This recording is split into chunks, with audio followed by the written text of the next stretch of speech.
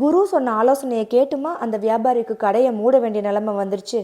அப்படி என்னதான் அந்த வியாபாரி கேட்டாரு, அதுக்கு குரு என்ன ஆலோசனை கொடுத்தாருன்னு தெரிஞ்சுக்கலாமா? வாங்க. ஒரு பலசரக்கு வியாபாரி பல வருஷமா ஒரு கடையை நடத்திட்டு வந்துட்டு இருந்தாரு. ஒரு நாள் அவருக்கு கடைக்கு எதிரிலேயே ஒரு சூப்பர் மார்க்கெட் ஓபன் பண்ணாங்க. பார்த்ததும் அவருக்கு ரொம்பவே அதிர்ச்சியா இருந்தது. இதனால நம்மளோட கடை வியாபாரம் கெட்டு போயிடுமே அப்படின்னு நினைச்சு குரு கிட்ட ஆலோசனை கேட்க போனாரு. நடந்தது எல்லாத்தையுமே குரு கிட்ட எடுத்து சொல்றாரு அந்த வியாபாரி.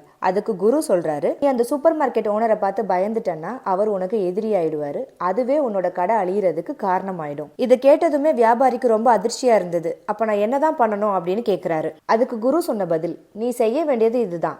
தினமும் காலையில எந்திரிச்சு உன் கடையை ஓபன் பண்ணிட்டு உன்னோட கடை வியாபாரம் ரொம்ப நல்லா நடக்கணும், நான் ரொம்ப நல்லா இருக்கணும் அப்படின்னு வேண்டிக்கோ. அதே சமயம் சூப்பர் மார்க்கெட் இருக்கிற திசையை பார்த்து சூப்பர் மார்க்கெட் ஓனரும் ரொம்ப நல்லா இருக்கணும்னு வேண்டிக்கோ அப்படின்னு சொல்றாரு. கேட்டதும் வியாபாரிக்கு ரொம்ப கோபம். என்னோட போட்டியாளர் நல்லா இருக்கணும்னு வேண்டிக்க சொல்றீங்க, ஏன் அப்படி சொல்றீங்கன்னு கேட்கிறாரு. குரு சொன்னது, அடுத்தவன் நல்லா இருக்கணும்னு வேண்டுனா உனக்கு எந்த கெட்டதும் நடக்க போறதில்ல. அதே சமயம் அடுத்தவன் நல்லா இருக்கக்கூடாதுன்னு வேண்டுனா அதுவே உனக்கு திரும்பிடும். அதனால இப்ப நான் என்ன சொன்னேனோ அதை மட்டும் நீ போய் செய் அப்படின்னு சொல்லி அனுப்புறாரு. சொன்னதையே அந்த வியாபாரி தினமும் ஃபாலோ பண்றாரு. ஒரு வருஷம் கழிச்சு குரு கிட்ட போறாரு.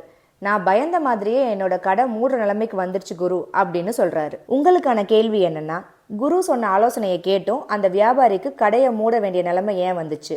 இதுக்கான விடை உங்களுக்கு தெரிஞ்சதுன்னா கமெண்ட் செக்ஷன்ல மறக்காம அந்த ஆன்சரை பதிவு பண்ணுங்க. இதுக்கான ஆன்சர் கண்டுபிடிக்க முடியலன்னா பார்ட் 2க்கு வெயிட் பண்ணுங்க. ஆன்சர் அண்ட் ரீசனோட வரேன். தேங்க்யூ.